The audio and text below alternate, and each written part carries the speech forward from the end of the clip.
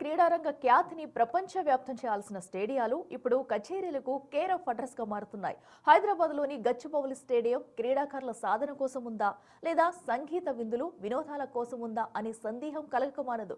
క్రీడాకారులు చెమటూడ్చి ప్రాక్టీస్ చేయాల్సిన మైదానం ఇప్పుడు మద్యం సీసాలు ప్లాస్టిక్ వ్యర్థాలకు నిలయంగా మారింది.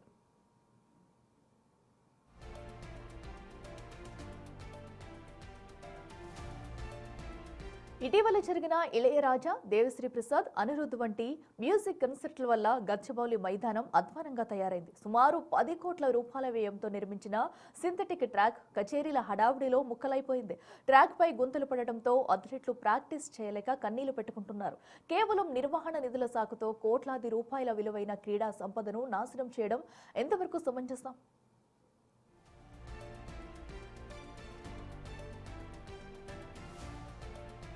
పోటీల కంటే విందులు వినోదాలకే ప్రాధాన్యత ఇస్తున్న నిర్వాహకులు మైదానాన్ని మద్యం సీసాలు ప్లాస్టిక్ వ్యర్థాల కుప్పగా మార్చేశారు. నిర్వహణ ఖర్చుల సాకుతో క్రీడా క్షేత్రాలను ధ్వంసం చేయడమేంటి? సింథటిక్ ట్రాక్ లేయర్లు ఊడిపోతుంటే అధికారులు ఏం చేస్తున్నారు? క్రీడాకారుల ప్రాక్టీస్ కు బ్రేక్ వేస్తూ మైదానాలను వ్యాపార వేదికలుగా మార్చడంపై క్రీడా ప్రేమికులు మండిపడుతున్నారు.